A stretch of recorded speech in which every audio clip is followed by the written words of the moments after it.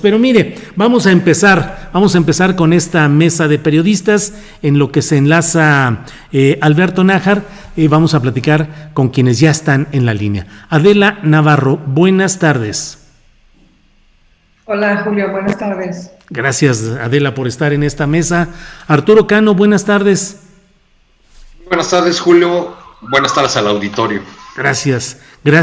Bueno, pues la verdad es que hay un montón de temas, así es que casi como si fuera una baraja vamos sacando algún tema y con ese nos va a ir llevando a los siguientes. Adela, ¿qué opinas de lo que está pasando en México en relación con el video dado a conocer el domingo en la noche en una cuenta que tuvo poca repercusión y al otro día ya agarró fuerza? ¿Cómo ves esto que está pasando? ¿Qué significa para la política de los panistas y de los calderonistas? En fin, ¿qué primera lectura tienes sobre estos temas, Adela? Hola, ¿cómo están todos?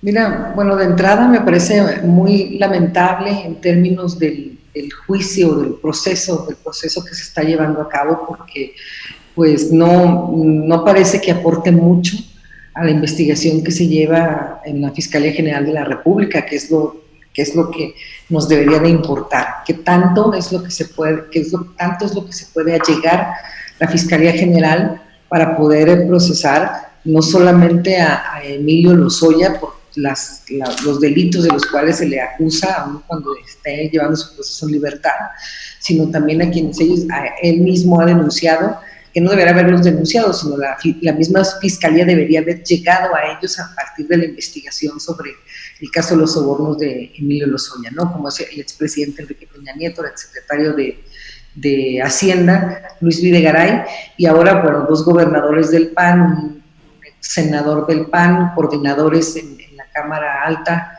y Legislativa, que presuntamente pues recibieron dinero para aprobar ciertas reformas, entre ellas la reforma energética.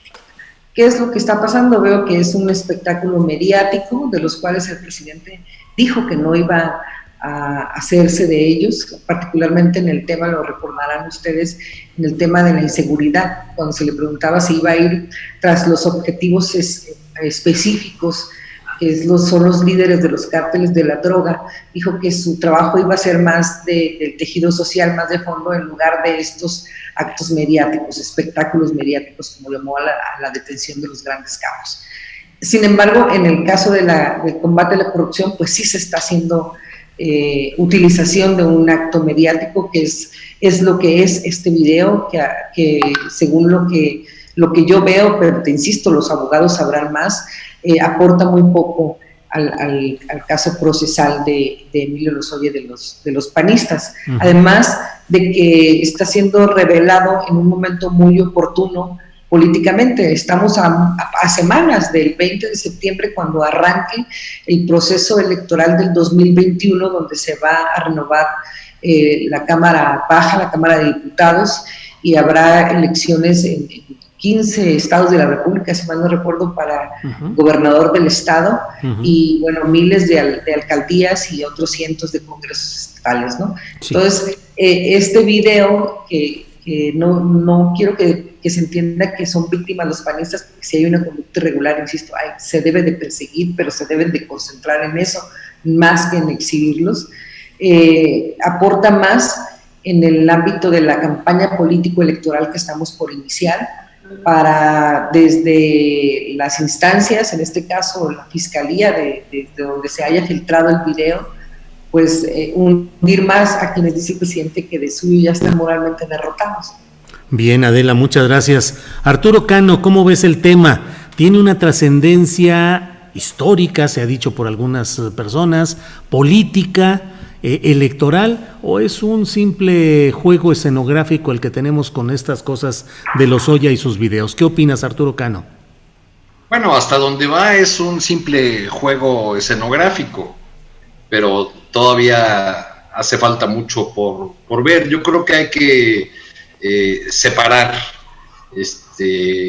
Por un lado está el carril judicial, el carril del proceso legal, donde donde esperaríamos todos, es el punto que desarrolla Adela, por eso es muy interesante, que hubiese una investigación exhaustiva, transparente, que no dejara huecos a la salvación de los presuntos delincuentes, es decir, que no en unos meses o en un tiempo determinado nos salgan con que hubo fallas en el proceso y que entonces por eso ya no va a haber castigo. El presidente de la República ha dicho una y otra vez que él no es partidario de llevar a juicio a los expresidentes. Creo que hoy lo volvió a decir cuando se declaró nuevamente partidario del punto final.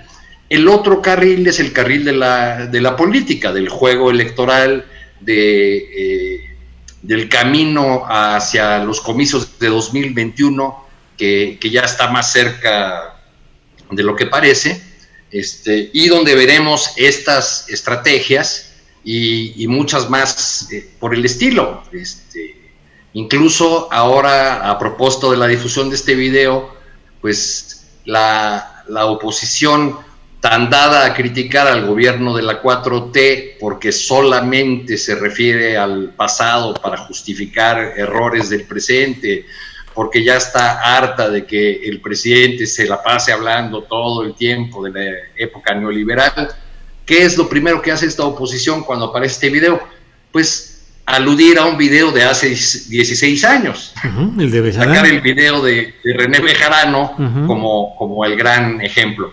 Yo creo que más allá de este video, lo que nos muestra el conjunto de revelaciones que hemos tenido en estos días es que la clase política que dominó la escena pública durante larguísimos años tenía muchas cosas en común, modos de operar, estilos de vida, compartían incluso restaurantes y sin importar el partido al que pertenecieran, pero yo creo que sobre todo compartían en lo más íntimo de sus corazones aquella frase de la sabiduría clásica priista que sintetizó el profesor Carlos Jan González: un político pobre es un pobre político.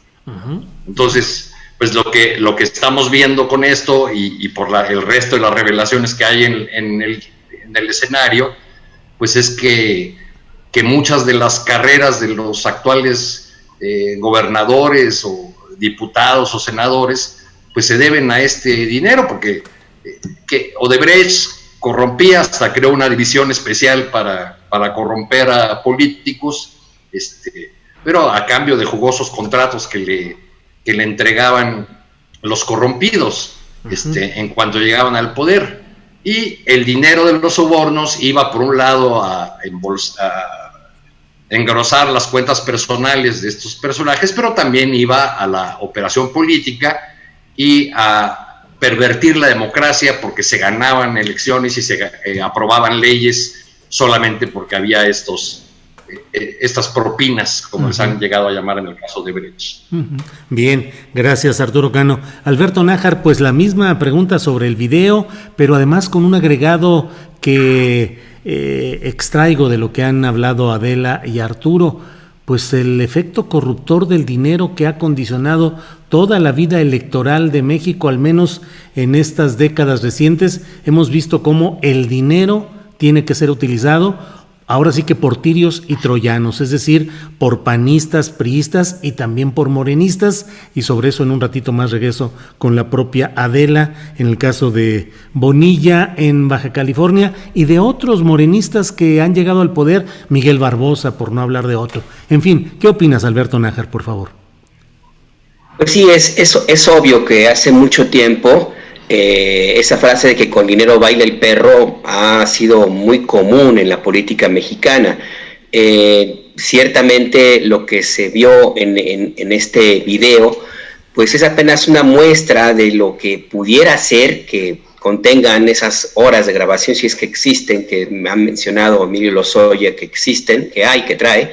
Yo digo que pudiera ser porque no está comprobado que efectivamente forme parte de este equipo, de este grupo de testimonios que supuestamente van a participar en el caso. La Fiscalía General de la República ha dicho que eso no se ha presentado todavía ante el juez.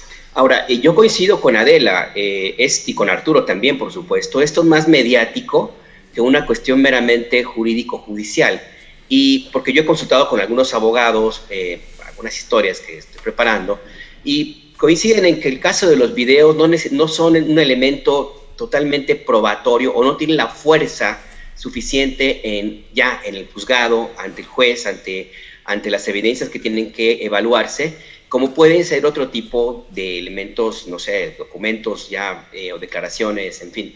Esto tiene más bien un carácter más político, más inclusive de sensibilizar a una cierta opinión en favor de la propuesta o la cruzada anticorrupción que encabeza el presidente López Obrador. Y esto es más evidente, o fue muy evidente esta mañana. Roy Campos, director de Mitofsky, en su tracking poll diario, presentó los números de López Obrador para este miércoles. Trae 54.7%. En las últimas semanas ha recuperado 8 puntos después de esa caída que le representaron algunos comentarios, errores e incluso el manejo de la pandemia. Entonces es obvio que esto tiene un beneficio político electoral para la imagen del presidente López Obrador, le abre un campo de maniobra muy importante, porque si vemos la actitud del gobernador de Querétaro, de Pancho Domínguez, esta mañana, y lo que sucedió en la conferencia de prensa mañanera, es obvio que esto le está pegando directamente la línea de flotación a algunos de los adversarios políticos de la 4T. Y no hay que descartar la posibilidad de que también exista el llamado fuego amigo.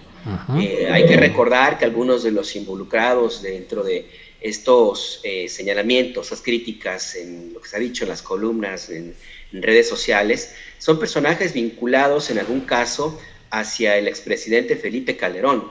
Y recordemos que Felipe Calderón dejó muchos damnificados en su paso por la presidencia de la República y también en la contienda electoral de 2018. Esta decisión de impulsar la candidatura de su esposa provocó una ruptura interna del partido, una separación en dos grandes grupos que pues les costó que Ricardo Anaya no pudiera remontar en las encuestas, ni tampoco en el respaldo de votos. Entonces todo esto se está mezclando allí en el escenario. Todo tiene un componente evidentemente electoral. Lo habíamos platicado ya en algunas de estas mesas de análisis. Sí. Todo parece desde el principio, desde la llegada de Lozoya, las baterías se enfocaron hacia el 2021. En unas semanas, como dice Adela, empieza ya oficialmente el periodo de elección o de análisis y revisión de los candidatos, de quienes sean los posibles. Y lo que hoy, o lo que en esta semana se difundió en este video, pues bloquea una posibilidad muy importante de Pancho Domínguez, que será todo lo polémico que quieran, pero es un gobernador muy bien evaluado. O sea, su estado sí está teniendo menos problemas que otros en términos económicos. Llegó a crecer al 6%, sí. Algo increíble, ¿no? Entonces, yo sí veo componentes electorales en eso. Bien, Alberto, gracias. Adela, pues están los gobernadores reunidos en San Luis Potosí con el presidente López Obrador, con el gabinete en pleno. ¿Cómo ves el comportamiento de los gobernadores en general, Adela, con altibajos? Como bien dice Nájar, me parece a mí bien lo que él plantea, de cómo llega este episodio del video y de este tipo de señalamientos que impactan al menos al grupo de gobernadores opositores a López Obrador. ¿Cómo ves lo de la reunión en San Luis Potosí y en general los gobernadores, Adela? No quisiera del tema anterior, del sí, tema adelante. De los sobornos, agregar que resulta increíble que tantos millones de pesos, bueno, ya hablan de 19 y luego de que ya hubo otra entrega de 18 y que va a haber otra de 17, algo así, se repartan entre 6 personas nada más. Todos ligados al Partido de Acción Nacional. Bueno, uno no, 2 no, Pechina y ¿quién era Barbosa? Resulta increíble. Yo recuerdo, y lo retomé en la columna que publicó el día de hoy, que por ese entonces, en el 2012, Jaime Bonilla Valdés era diputado federal por Baja California. Y recuerdo que en una de las pláticas que estuvimos en aquel entonces, hacía referencia que del Partido Verde Ecologista, donde también era diputado el Niño Verde, Jorge Emilio Martínez, González. se estaban encargando de ofrecer entre 2 y 4 millones de pesos por diputado a quien aprobara la reforma energética, entre otras, ¿no? Jaime Bonilla en ese entonces me confió, obviamente, que él no había aceptado, de hecho su voto fue contra la reforma energética, pero que sí había sabido de otros otros partidos políticos, independientemente del PAN o del PRI, que sí habían aceptado el dinero. Entonces no se menciona a nadie del Verde Ecologista, no se menciona a nadie del PRI o del Partido del Trabajo, cuando hubo 345 legisladores que aprobaron. No descarto que algunos lo hayan hecho por convicción, ¿no? Es decir, estoy de acuerdo con esa reforma, puede haber los casos, pero me parece increíble que 6 personas se repartan esos millones de pesos. Yo creo que la investigación debería ir hacia allá, hacia el fondo del tema. Por eso insisto en que deberíamos exigir como ciudadanos y concentrarnos como periodistas y como actores en la investigación, que se haga la investigación de manera científica, de manera profesional, para que finalmente haya justicia, para que finalmente haya una sanción a estos actos de corrupción que no son exclusivos de la administración anterior, quizá fueron más evidentes en la administración anterior, pero pasaron en sexenios pasados también, y no dudo que estén pasando en este momento. Si me permites, incluso, Adela, retomar esto que estás planteando. Perdón, ¿te interrumpí? No, adelante. Si me permites retomar este tema para planteárselo, también pedirle su opinión a Arturo y Alberto, y luego regresamos con lo de la CONAGO. Es decir, me gustaría preguntarle, Arturo Cano, pues la verdad es que nosotros como periodistas que hemos cubierto procesos electorales, la vida legislativa en las cámaras, siempre ha habido esa versión insistente de quienes nos dicen en privado que ofrecieron tanto dinero para aprobar ciertas reformas, ciertas cosas que están atoradas.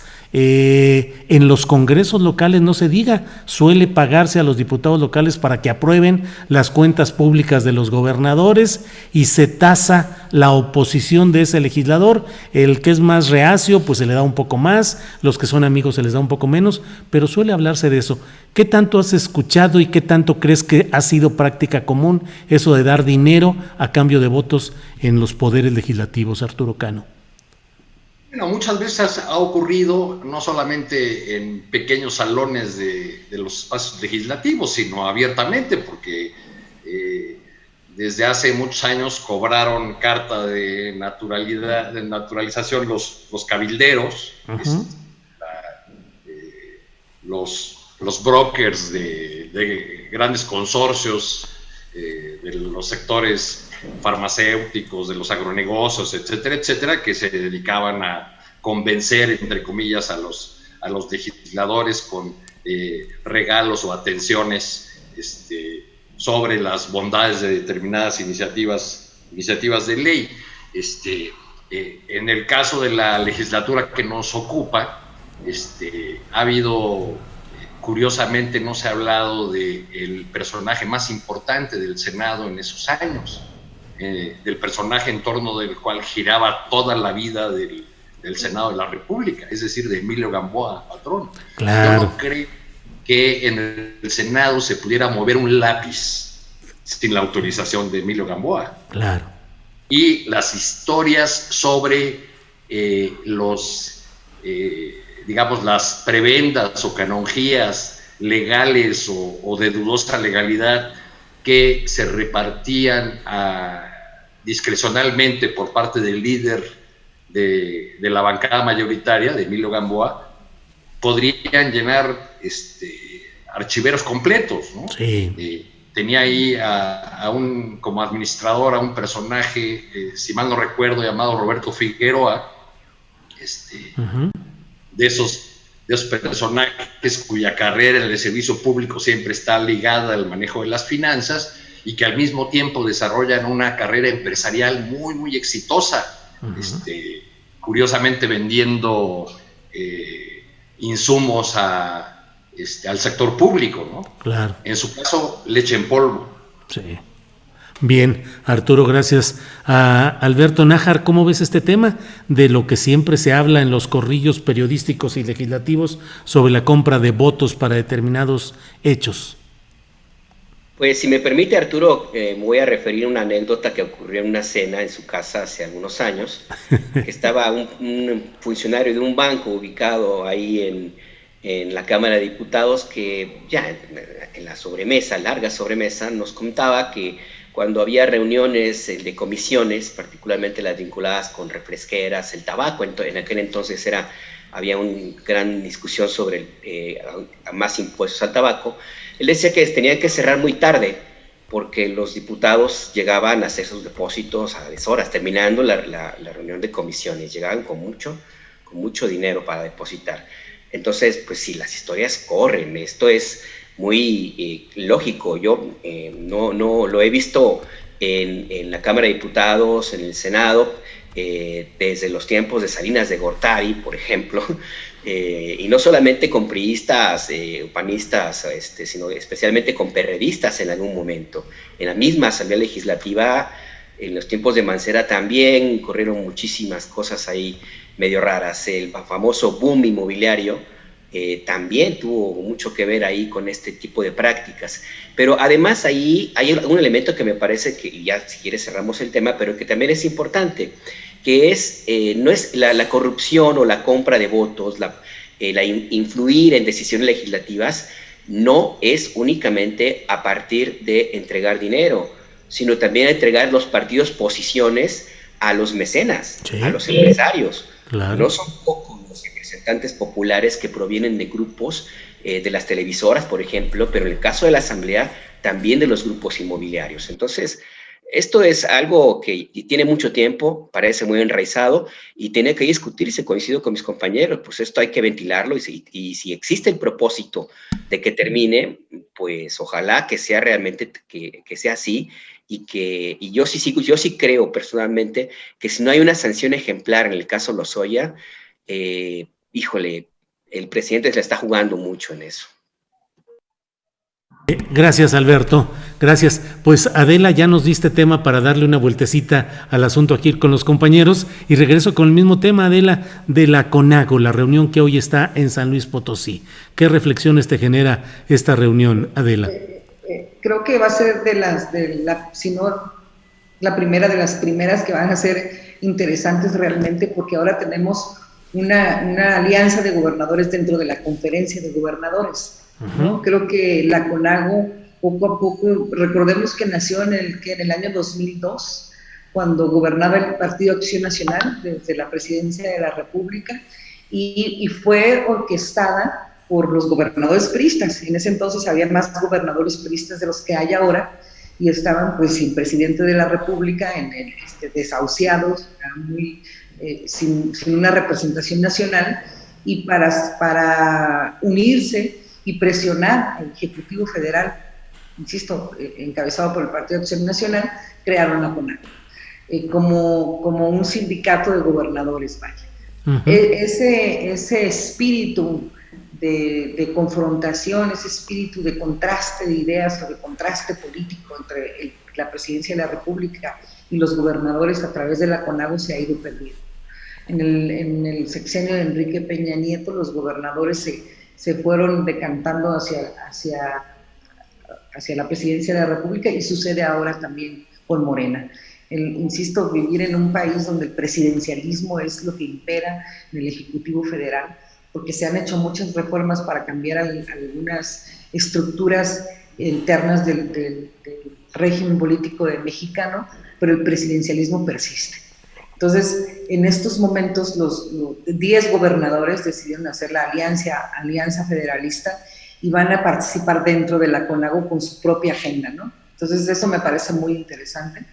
La agenda que traen, pues, es la falta de coordinación tratándose de las acciones para contener la COVID-19, la entrega de recursos del gobierno federal en este renglón, ¿no? para la emergencia sanitaria, la entrega de medicamentos incluso por parte del INSABI para los estados de la República, y claro, los otros temas como puede ser el pacto fiscal federal, que cada vez más los gobernadores, específicamente estos 10 de la alianza, están solicitando, porque en ocasiones pues el presupuesto federal que va hacia las entidades se utiliza también como una presión política, ¿no? Y ahí tenemos el caso de Javier Correal en el sexenio pasado, que fue un rehén de la Secretaría de Hacienda, debido a las investigaciones que estaba haciendo sobre el exgobernador César Duarte, y que llegaban a tocar al presidente Enrique Peña Nieto y a Luis Videgaray. Entonces creo que sí hay muchas cosas que deben de cambiar de acuerdo a la visión de los gobernadores, y en estos momentos pues la primordial es el tema del combate o de contener el contagio de COVID-19 y la labor que hasta cierto punto pues deficiente que se está haciendo desde el gobierno federal, porque hay manipulación de cifras, hay manipulación de información, no se están haciendo las pruebas que se deberían estar haciendo en un país como México, y eso no es lo que pensamos, sino es lo que estamos viendo en el mundo que está sucediendo con otros países. Bien, gracias Adela.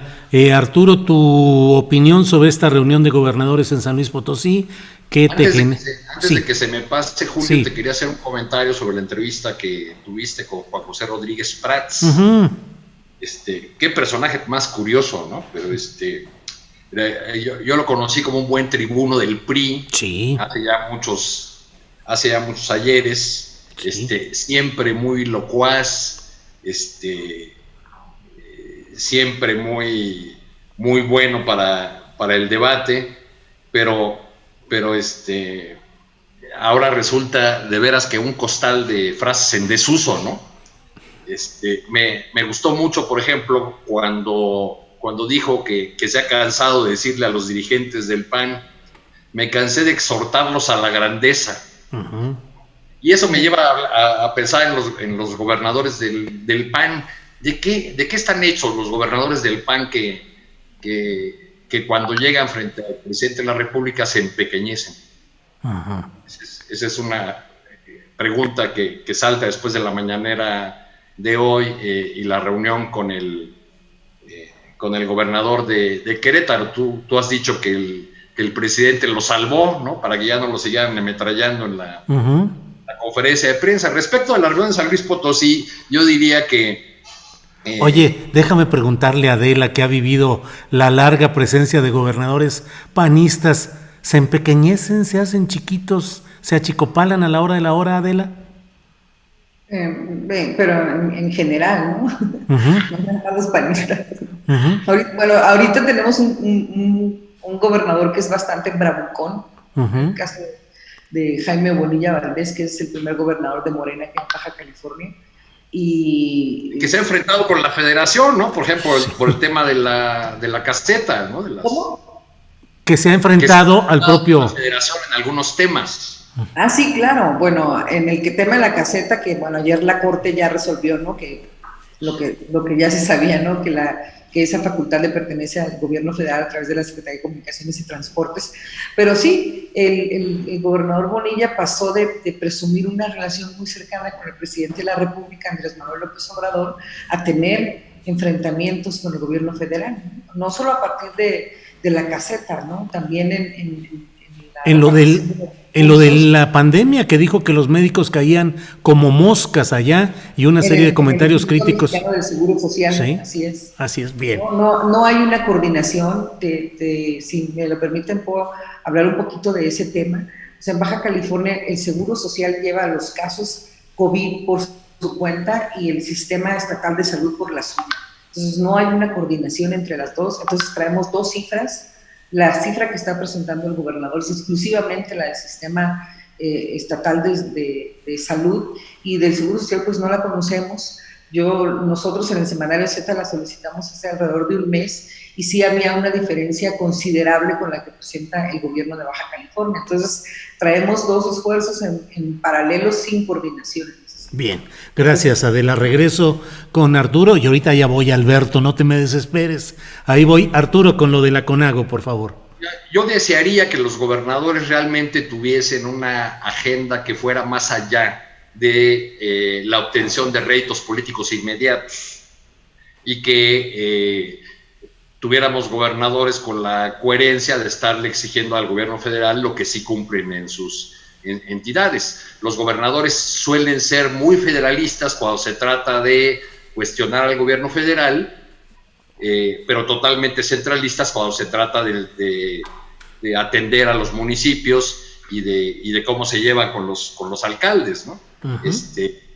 Finalmente, creo que el problema de los actuales gobernadores es que hay una parte de ellos que todavía se resisten a aceptar que terminó la era de los virreyes, la era de los gobernadores que eran los todopoderosos y mandones en sus estados, que ocurrió básicamente en las dos presidencias de Acción Nacional. Algunos han tenido un relativo éxito alzando las banderas anticentralistas, que en un país con nuestro atávico centralismo es una bandera política siempre, pues que siempre da jalón. Y la desventaja del presidente de la República en ese escenario, en el mar de la CONAGO, es que entre los gobernadores de Morena, a pesar de que son varios, no hay uno solo que tenga la figura, el liderazgo, que aparezca, digamos, en ese escenario de la CONAGO como alguien que le hace contrapeso a los gobernadores antiobradoristas. Uh-huh, uh-huh. Es lamentable que no hagas uno de Adán de Tabasco, bueno, el gobernador de Chiapas ni asistió, según reportaba la compañera, ¿no? Uh-huh. Del de Veracruz, ya no se diga de Barbosa o Bonilla, ¿no? Claro. Y esa sí es una flaqueza del lado de la 4T. Bien. Gracias, Arturo. Alberto Nájar, ¿qué opinas y cómo crees que van a salir los tales gobernadores? ¿Más engallados? ¿Más calladitos? ¿Cómo crees que salgan de la reunión, Alberto? Hasta hace unas semanas, el grupo de gobernadores de Acción Nacional, el GOAN, y algunos otros que se le sumaron eran bastante estridentes. Y en alguna de estas mesas conversamos cómo llegaron al extremo de sacar un tema que es el pacto fiscal, que tiene décadas que se ha discutido y que es uno de los temas favoritos de los gobernadores para hablar mal del centralismo, para cuestionar la política de distribución fiscal, para decirse robados en el caso de los gobernadores del norte. Esa era una de las banderas que motivaron, de hecho, esta reunión, porque ellos la pidieron, entiendo, para hablar de esto justamente, está en la agenda. Pero en este momento, en este escenario, pues los más estridentes llegan con un batazo en forma de video. Y hay que ver cómo han reaccionado en estos últimos días. Se les extraña, creo que se dijo en esta misma conversación, se les extraña esa exigencia, esas críticas, esos ademanes así bravucones, como el caso del Faro, por ejemplo, ¿no? Uh-huh. Cada uno llega con sus cuitas. A los que no llegan con cuitas han mantenido un perfil bajo, y pues son los que generalmente del PRI, en este caso, yo destacaría Yucatán, por ejemplo, pero de los demás sí van a llegar cada uno con una buena cola que les pisen en esta reunión de San Luis Potosí. El escenario es distinto ahora para el presidente López Obrador al que pudo haber sido hace unas semanas. Uh-huh. Llega, digamos, en un terreno más suave, y yo creo que algo habrá de acordar. Yo creo que en este caso la sartén se volteó y la agenda la va a determinar el presidente de la República. Bien, gracias Alberto. Adela, pues ayer se produjeron unas declaraciones a las que me parece que no se les ha dado la suficiente valoración negativa, que son las declaraciones de Donald Trump, en el sentido pues de que México va a pagar el muro, como siempre lo ha dicho en campaña electoral, y ahora acicateado por el hecho de que Joe Biden va adelante en los sondeos de opinión, pues regresa a su vieja bandera, que es echarle la bronca a México y a los migrantes. Habla de peaje a vehículos o personas que crucen de México a Estados Unidos, o una especie de impuesto a las remesas. ¿Qué opinas de esto y cómo lo perciben, por ejemplo, en Tijuana, donde tú resides y trabajas, Adela? Pues para empezar tendría que reabrir las fronteras a los extranjeros, ¿no? Porque pues sí. Nada más. Porque a la fecha permanecen cerradas a los extranjeros. Entonces sí hay una disminución. Hace rato pregunté, fíjate, de enero a junio del 2019 hubo 36.6 millones de cruces, de vehículos que cruzaron nada más por Baja California, por lo que es la garita de Mexicali, de Tecate y de Tijuana. 36.6 millones en 6 meses, los primeros 6 meses de 2019. Y los primeros 6 meses de este 2020 han cruzado 18.8 millones de vehículos por las mismas 3 garitas de Baja California. Es una reducción, estamos hablando prácticamente del 50%.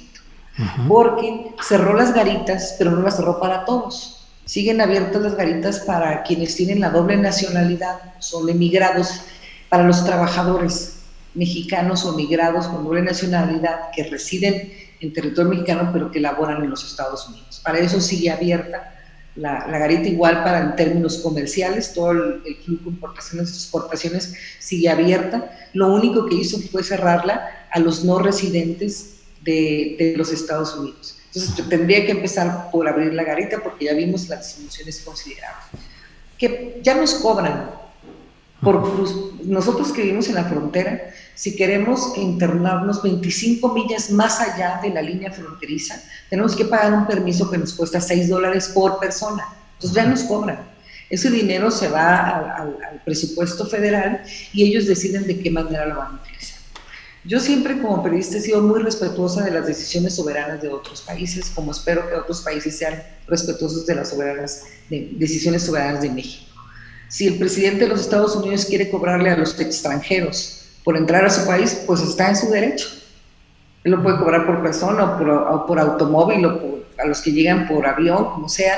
Y ese dinero pues ya decidió el Congreso si se lo dan para el muro, que no se lo han dado, o lo invierten en otra cosa.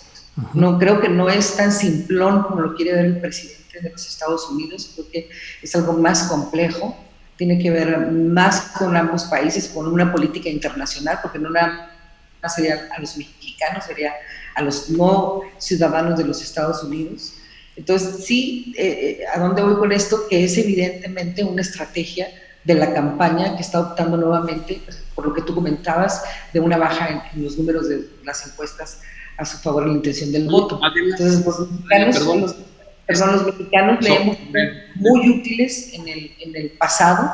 El presidente de México acudió hace no mucho tiempo a Washington también en una visita en medio del inicio de estas campañas en la sucesión presidencial de los Estados Unidos.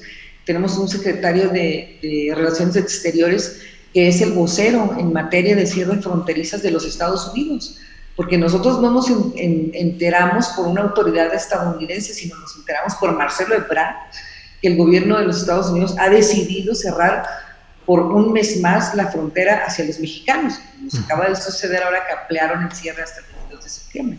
Entonces, sí veo por un lado que es una campaña, es parte de una campaña de Donald Trump, por otro lado que está teniendo de alguna manera la colaboración del gobierno mexicano, que no se ha pronunciado respecto a las declaraciones de cobrar el peaje o cobrar las remesas o de mantener cerrada la frontera, ¿no? Lo cual me parece más grave que lo que suceda al interior de los Estados Unidos con su presupuesto, con sus impuestos o con lo que ellos decidan. Bien, gracias Adela. Arturo Cano, sobre este tema. Y bueno, Adela nos podrá decir con mucha mayor precisión, pero yo creo que esa retórica de Trump es eso, retórica de campaña electoral, y que si en caso de que efectivamente decidiera aplicar un impuesto en la frontera, no afectaría al conjunto del país, sino afectaría sobre todo la dinámica fronteriza, afectaría tanto a los mexicanos como a los estadounidenses del sur que viven a lo largo de la frontera con México, porque es una región que tiene su propia lógica y una serie de relaciones que son indisolubles, ¿no? Eso es muy complicado. Como te decía Dolia Esteves en el primer bloque del del programa, estoy totalmente de acuerdo con la colega que está en Washington. Es indispensable una respuesta del gobierno mexicano a esta retórica. Va a seguir y probablemente sea incluso más virulenta conforme se acerque la elección de noviembre. Y respecto del tema del muro, pues en algún sentido México ya está pagando ese muro, porque estamos haciendo una labor de contención de los flujos migratorios. Con cargo a la Guardia Nacional. Con la Guardia Nacional, que le ha quitado presión, digamos, a la frontera, y que le ha agregado conflictividad social a las poblaciones fronterizas por la presencia masiva de migrantes que están esperando de este lado, del lado mexicano, sus juicios en el lado estadounidense, sus citas con jueces de migración. Uh-huh. Bien, gracias, Arturo. Alberto Nájar, tus comentarios sobre este tema, por favor. Pues sí, coincido. Básicamente es un tema electoral, es retórica. Basta recordar la campaña de hace 4 años. Cada vez que las encuestas marcaban algún descenso o había un tema controvertido hacia Donald Trump, el primer discurso que podía empezaba a decir: construir el muro, voy a construir el muro, y de inmediato sus seguidores estallaban en júbilo. Fue un arma, un discurso político que le fue bastante útil. En términos ya operativos, en estos 4 años, casi 4 años, pues ha quedado claro que no es tan sencillo levantar un muro. De entrada, porque no es levantar un muro nuevo, el muro ya existe y lo construyó un demócrata. Es completar un muro y en algunos tramos hasta nada más sustituir unas cercas. En el caso de la frontera entre Tijuana y San Diego, hay hasta 4 muros, según recuerdo, ¿no? O sea, es así como... Eso ya existe, ¿no? Entonces, sí, son ya bastantes. Entonces, sí, yo veo que este es un tema, un intento de Donald Trump de revivir esa campaña que le resultó exitosa hace unos años, pero en un contexto muy diferente. Él mismo está en mucho riesgo de no ser reelegido, a pesar de que los demócratas no eligieron al mejor candidato que pudieran haber tenido, justo por esa cautela para no sacrificar una pieza importante. Pero pues la pandemia, lo que ha ocurrido con los escándalos en que se mete cada 5 minutos el presidente Trump, y todo lo que ha pasado en estos años, pues lo han metido en un serio problema para poder recuperar los votos, inclusive los mismos votos que tenía garantizados, asegurados por ese electorado blanco que sufrió los embates de la política de Obama en aquellos tiempos. Entonces, es una estrategia, básicamente, yo diría que hasta predecible. Ya se había tardado en recordar lo del muro, quizá entretenido un poco por el tema de la relación con el presidente López Obrador y por esta decisión del gobierno de la 4T de establecer un muro virtual semimilitarizado en la frontera sur de México, pero pues yo digo que eso ya era predecible, se esperaba. ¿Qué tanto puede funcionar? ¿Qué tanto operativamente puede ser útil? No lo sé. ¿Qué tanto le puede impactar en esos votantes de estados como Arizona o como Texas, que son votantes muy republicanos, justo por esa vida interactiva binacional de hace muchísimo tiempo? Pues también tendría que pensársela, aunque en el caso de Donald Trump es mucho pedir realmente. Bien, gracias, Alberto. Adela, uno de los temas que están moviéndose, aunque la efervescencia en otros temas no nos permite apreciar esto, pero ahí va caminando ya la idea de la reforma al Poder Judicial. Si de algo nos quejamos los mexicanos con frecuencia, es del hecho del actuar corrupto de muchos de los ingredientes de ese Poder Judicial, que nos suministran fórmulas de engaño, de manipulación, de dinero para todo tipo de gestiones y resoluciones que muchas veces parecieran estar movidas por el dinero en efectivo, por la corrupción y no por el verdadero imperio del criterio jurídico justo y sano. ¿Qué opinas sobre esta idea de avanzar en una reforma judicial en nuestro país, Adela? Fíjate que me parece que es lo necesario en estos momentos, después de tanto tiempo el Poder Judicial sin atravesar por una reforma. Es de los tres poderes que integran el Estado, a mi parecer, el más oscuro de todos, ¿no? Cada vez más tenemos acceso a la información que genera el Poder Ejecutivo, ¿no? Con estos institutos de transparencia podemos hacer una solicitud y podemos acceder a la información de presupuestos, de programas, etcétera, de la toma de decisiones. Y con el legislativo un poquito en menor grado, ya estamos viendo los videos, el video que surgió ahora y todo lo que hay alrededor de cómo se vota y cómo, por qué y cuáles son las motivaciones detrás de los votos en el poder legislativo, pero del Poder Judicial sabemos muy poco.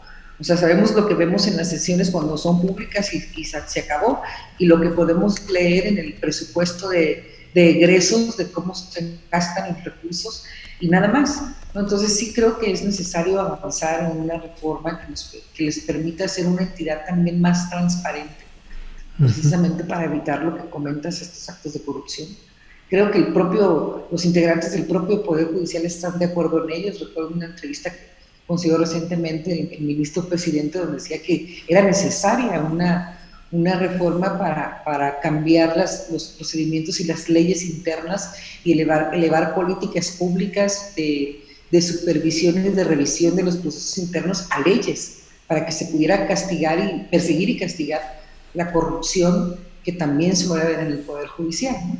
También en el sentido de que trataran menos casos, debido a que pues muchos de los casos de las controversias que hay en municipios y en estados están llegando a la Suprema Corte. Entonces el presidente decía que tenía que tratar menos casos, que llegaran únicamente a aquellos que modifican en el ámbito nacional la convivencia de la sociedad, ¿no? De las sociedades y sus entidades de poder. Entonces, lo cual también me parece que es necesario. La unificación de los criterios en los tribunales estatales, lo que también es necesaria, porque tenemos, igual como tenemos en el ámbito federal, pues mucha opacidad en cómo funciona y en base a qué funciona un Tribunal Superior de Justicia en cualquiera de los estados de la República Mexicana, ¿no? Entonces creo que mientras le abone a la transparencia, a la rendición de cuentas, a la certeza jurídica, creo que es muy necesaria esta ley. Bien, Adela, muchas gracias. Arturo Cano, ¿cómo ves este tema? ¿Ha llegado la hora de entrarle ya en serio a la tal reforma judicial? ¿Serán parches solamente? ¿Lograremos cambiar la realidad corrupta nomás a partir de nuevas leyes? En fin. Parece que ahí traen un acuerdo ya, o un preacuerdo, muchos actores involucrados. Uh-huh. Parece que hay un consenso que no suele darse con mucha frecuencia y que me lleva a mí a preguntarme si estamos en tiempos de expiación o en tiempos de simulación. Ajá. ¿Y qué opinas? Porque bueno, los mismos magistrados de la Suprema Corte han sido muy autocríticos, han hecho en entrevistas, en declaraciones, un reconocimiento de las debilidades y de los problemas relacionados con la corrupción del Poder Judicial, pero la pregunta, cuando uno lee el diagnóstico del consejero jurídico de la Presidencia, Julio Scherer, que dibuja un panorama terrible de corrupción, de nepotismo, de tráfico de influencias, etcétera, uno se pregunta si será posible un cambio de fondo solamente con un nuevo diseño legal, uh-huh, o si es necesario llevar a cabo una verdadera purga de ese Poder Judicial tal como se le describe. Uh-huh. Porque al parecer muchas veces se piensa que poniendo nuevas leyes, haciendo nuevas leyes o aumentando las penas para determinados delitos se va a conseguir algo, ¿no? Uh-huh. Cuando lo único que se consigue es que el Partido Verde tenga materia para sus anuncios espectaculares.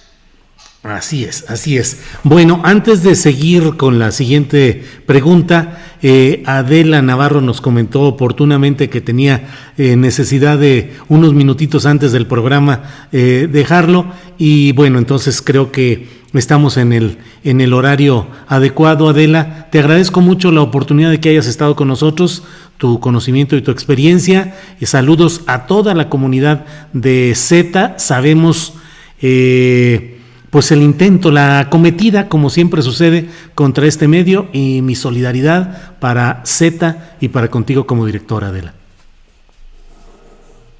Muchísimas gracias, Julio. Quiero agradecer a mis compañeros. Gracias, Alberto, Arturo. Muchas gracias por compartir mesa con nosotros. Gracias. Y un abrazo. Gracias. Enorme gusto. Gracias. Hasta luego. Sale de escena Adela y nos quedamos con Alberto Nájar en el uso de la palabra. ¿Cómo ves este tema de la reforma judicial, Alberto?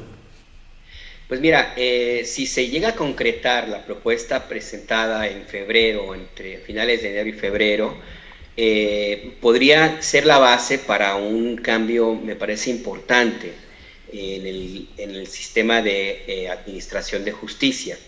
Pero es nada más la base, como dice Arturo. Yo coincido en que por buenas leyes que tengas, si lo siguen aplicando los mismos individuos, va a estar medio complicado.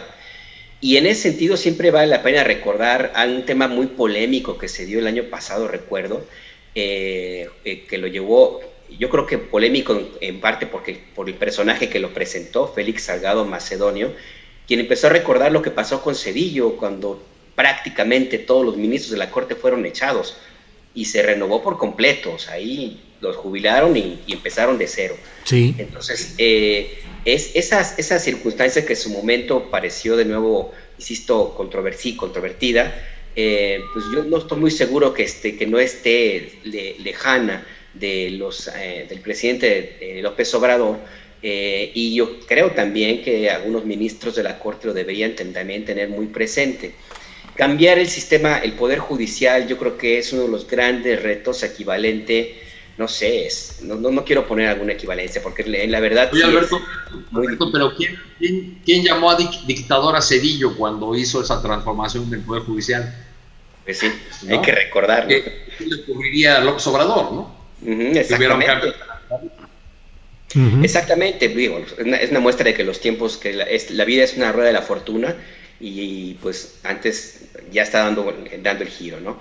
Pero yo sí creo que es necesario, sobre todo por dos temas que, insisto, además de los que se han comentado ya aquí, por dos temas que me parece que son importantes si se llevan a cabo.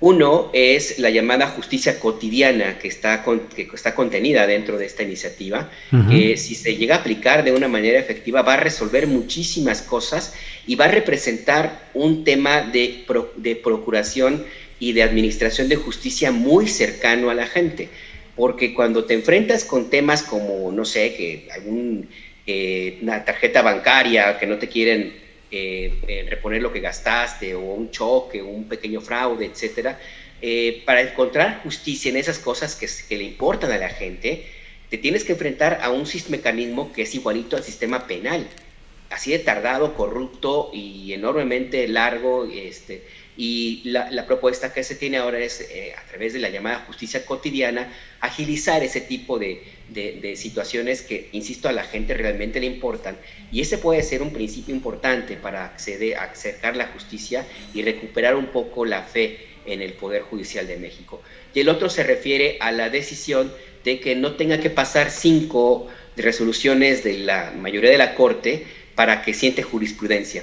La propuesta es que sea solamente con una y que se empiece a aplicar de inmediato. Eso me parece que puede servir en muchos casos muy controvertidos, como el del aborto, por ejemplo, o en otros, donde por no tener la jurisprudencia necesaria, porque se aprobó solo en un caso específico para un particular, alguien le amparo, como el caso de la marihuana, por ejemplo, no se puede extender a todos los jueces. Entonces, porque hacen falta cuatro votos similares para que siente jurisprudencia. Si se aplica esto que está planteándose en la iniciativa, me parece que puede representar un gran avance.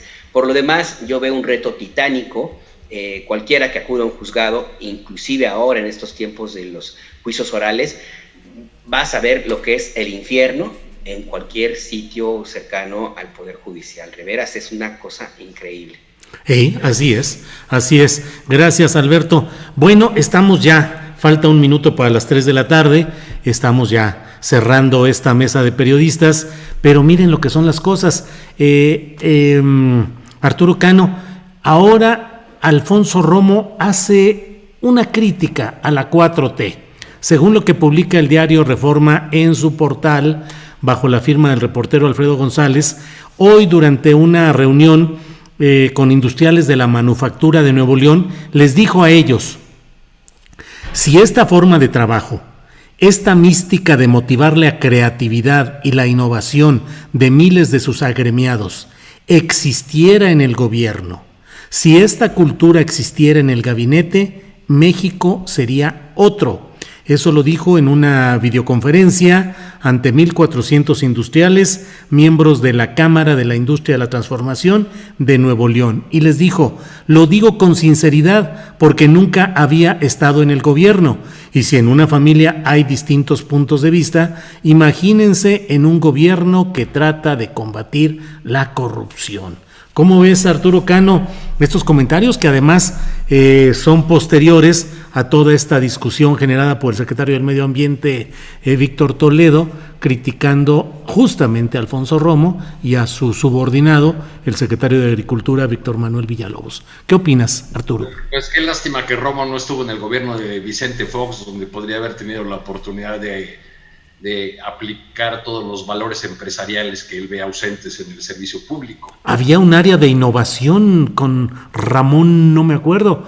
Había un área. Sí, bueno. Uh-huh. Con Fox.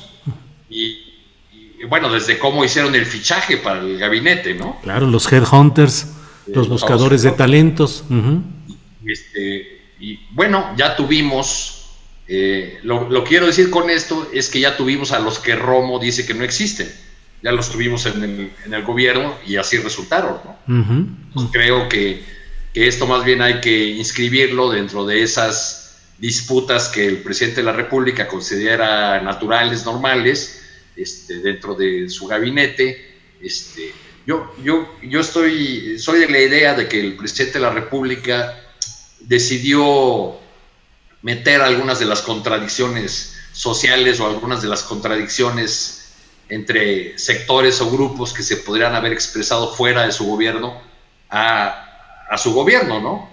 Un ejemplo claro está en la Secretaría de Agricultura, donde la cabeza es un personaje ligado a los agronegocios y el segundo es un personaje ligado al sector social de los productores del campo, ¿no? Uh-huh, uh-huh. O sea, ahí se están, bueno, y el caso de Toledo también es significativo en esa materia.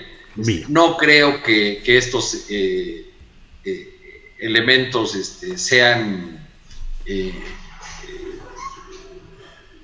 se terminen con esta declaración de Romo. Creo que esas contradicciones dentro del gabinete y dentro del gobierno de la 4T se van a seguir dando, que son naturales por lo variopinta que resultó la coalición que llevó al presidente López Obrador al poder, y también por la diversidad de orígenes, de pensamientos, de formaciones muy distintas que hay entre los miembros de su gabinete. Claro.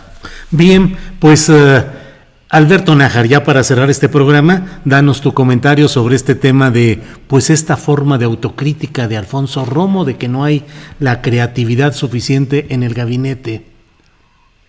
Pues a mí me parece que es más un mensaje más de tipo político, en términos de enviar, si acaso, una respuesta a quienes le han criticado tanto ahí entre el interior del gabinete.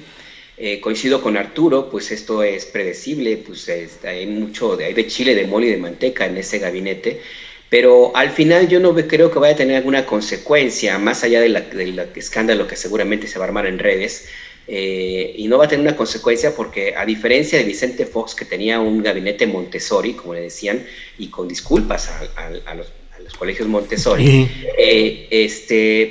el presidente era ajeno, no estaba, pues, básicamente Fox.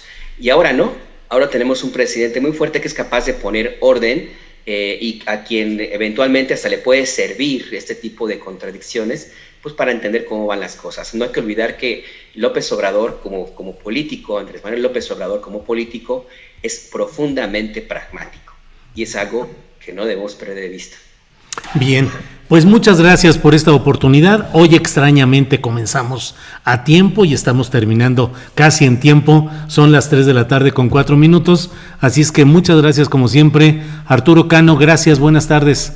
Gracias a ti, Julio, y a todos los que nos siguieron. Gracias, Alberto Nájar, gracias, buenas tardes. Buenas tardes, un abrazo a todos. Sale, que estén muy bien, gracias y ya